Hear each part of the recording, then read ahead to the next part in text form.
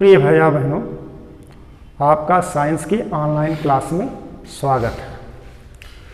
आप स्वस्थ होंगे और प्रसन्नचित्त होंगे और प्रसन्नचित्त होकर ऑनलाइन क्लास का आनंद ले रहे होंगे। इस सत्र में हमने कल आपको पढ़ाया था कि रासायनिक समीकरण किसे कहते हैं। तो रासायनिक समीकरण हमने बताया था, जैसे मान लो क्या है, क्या नाम है, हाइड्रोजन है प्लस ऑक्सीजन है,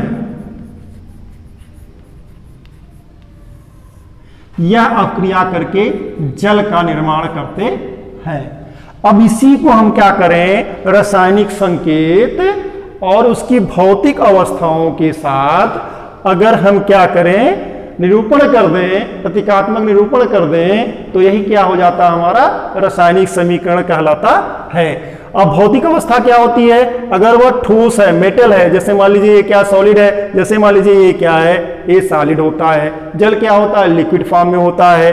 और हाइड्रोजन है, ऑक्सीजन है, नाइट्रोजन, ये सब क्या होते हैं, गैसें होती हैं, ठीक है। और उसी में किसी चीज को जल में मिला दीजिए तो उसका क्या होता है, जलीय मिश्रण हो जाता है, ठीक है, तो उसे एक्वेरियस बोलते हैं। अगर सॉलिड है तो सॉलिड को यस से इंगित करते हैं, अगर लिक्विड है तो एल से इंगित करते हैं, गैस है तो जी से इंगित करते हैं, एक्वेरियस है तो AQ से इंगित करते हैं। अब क्या निरूपण कैसे करेंगे, यहाँ हाइड्रोजन का संकेत क्या होता है, H, और हाइड्रोजन को हमेशा H2 के रूप में लिखते हैं तो H2 हो जाएगा, प्लस ऑक्सीजन को किस में लिखते हैं, O2 के रूप में लिखते हैं। जल क्या होता है, जल को किस में लिखते हैं, H2O के रूप में लिखते हैं। अब इसकी भौतिक अवस्थाएं भी इसके साथ लिख दें तो ये क्या हो जाएगा, हमारा क्या हो जाएगा, यह क्या हो जाएगा, रासायनिक समीकरण कहलाता है। यानी अभिकारक और उत्पादों को रासायनिक संकेतों के साथ साथ उसकी भौतिक अवस्थाओं के साथ अगर निरूपण करते हैं तो रासायनिक समीकरण कहलाता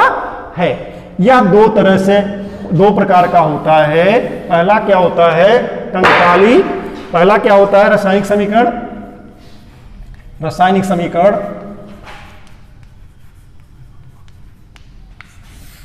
या दो तरह से इसे हम कह सकते हैं।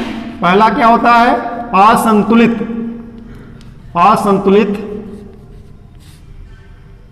या कंकाली, इसे कंकाली भी कहते हैं, कंकाली रासायनिक समीकरण।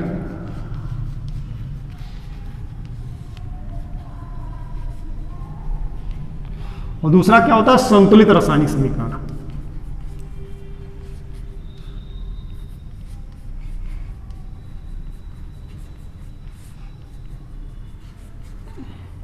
अब क्वेश्चन उठता है, असंतुलित या कंकाली रासायनिक समीकरण किसे कहते हैं, ठीक है।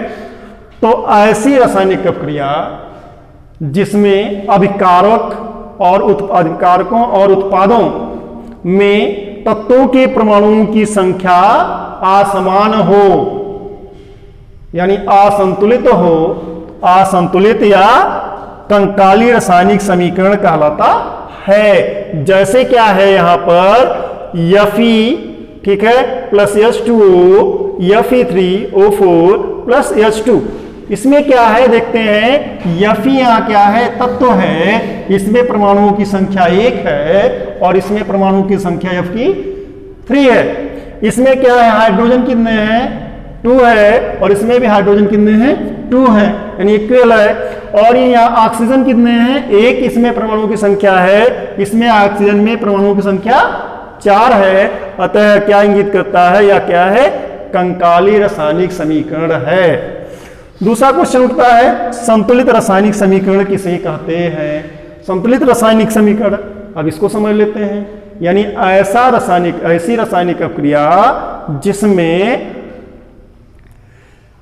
जिसमें अभिकारकों तथा उत्पादों के तत्वों के परमाणुओं की संख्या समान होती है, एक समान होती है, संतुलित रासायनिक समीकरण कहलाता है। जैसे क्या है, C+O2 = CO2।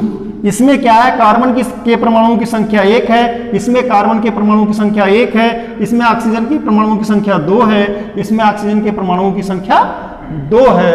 अतः क्या है, ये रासायनिक यह संतुलित रासायनिक समीकरण है।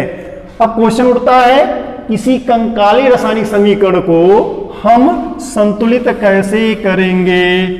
तो इसके लिए समझ लेते हैं कैसे करेंगे।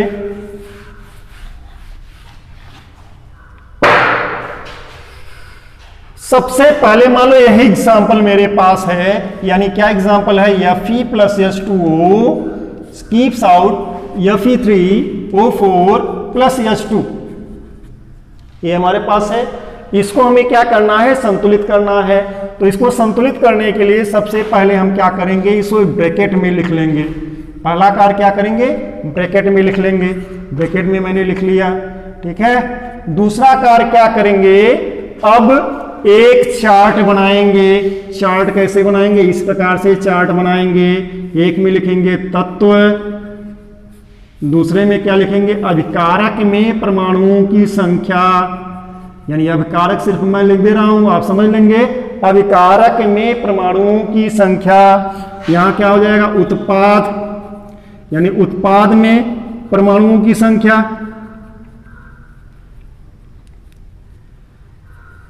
परमाणुओं की संख्या। अब यहां देखते हैं तत्व क्या है, दोनों, यानी अभिकारक और उत्पाद में कितने तत्व हैं।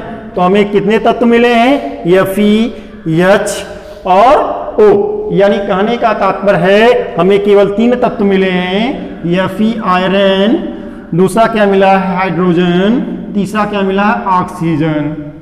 अब क्या करेंगे, पहले अभिकारक में देखेंगे परमाणुओं की, प्रत्येक तत्वों के परमाणुओं की संख्या कितनी है। तो यहाँ Fe में कितने परमाणुओं की संख्या है, केवल Fe सिंगल है, यानी केवल 1 है। दूसरा देखते हैं हाइड्रोजन में परमाणुओं की संख्या कितनी है। तो हाइड्रोजन में परमाणुओं की संख्या यहाँ क्या है, H2 है। H2 का मतलब क्या हो गया, इसमें 2 परमाणुओं की संख्या है।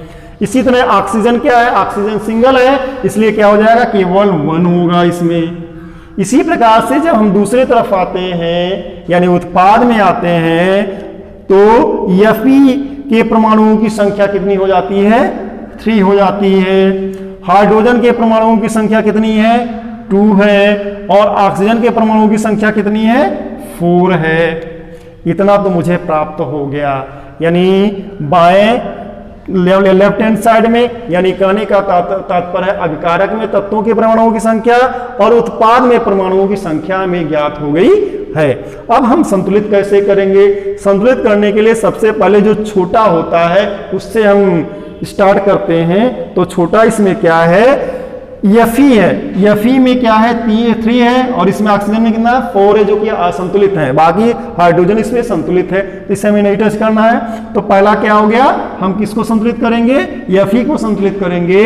अगर Fe में अभिकारक में 3 से मल्टीप्लाई कर दें तो हमारा क्या हो जाएगा, परमाणुओं की संख्या बराबर हो जाएगी, इक्वल हो जाएगी। तो यहाँ हम 3 से ही मल्टीप्लाई करेंगे, बाहर ही मल्टीप्लाई कर सकते हैं, अंदर कोई चेंजिंग हम नहीं करेंगे, जो ब्रैकेट में है उसको चेंजिंग नहीं करेंगे।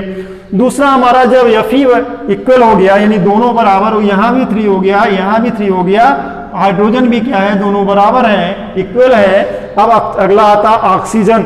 ऑक्सीजन क्या है, यहाँ 4 है, अभिकारक में क्या है, ओनली 1 है। तो इसके लिए हमें क्या करना होगा, 4 से मल्टीप्लाई करना होगा। जब हम 4 से मल्टीप्लाई कर लेंगे यहाँ पर, तो हमारा क्या हो जाएगा, 4s2O। यहाँ क्या हो जाएगा, ऑक्सीजन तो क्या हो गया, मेरा इक्वल हो गया, लेकिन अभिकारक क्या हो जाएगा, 4 × 2, यानी कितना हो जाएगा, 8 हो जाएगा।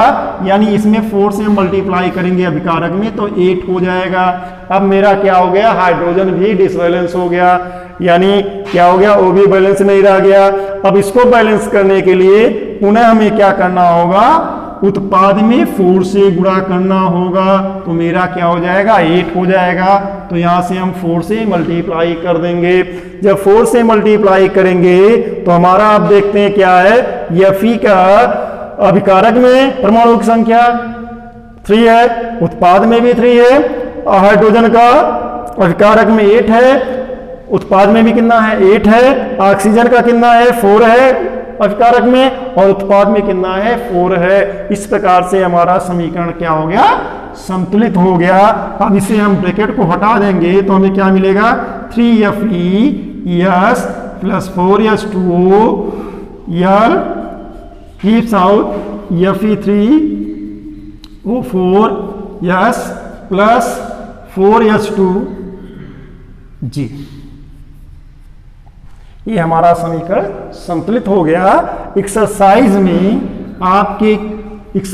में कई क्वेश्चन दिए गए हैं आपकी बुक में, संतुलित करने के लिए उसको क्या करेंगे आप संतुलित कर लेंगे। ठीक है, एक्सरसाइज से आप संतुलित कर लेंगे। आज के लिए बस इतना ही, धन्यवाद। अगर आपको वीडियो अच्छा लगा हो लाइक करिएगा, सब्सक्राइब करिएगा, शेयर करिएगा। धन्यवाद।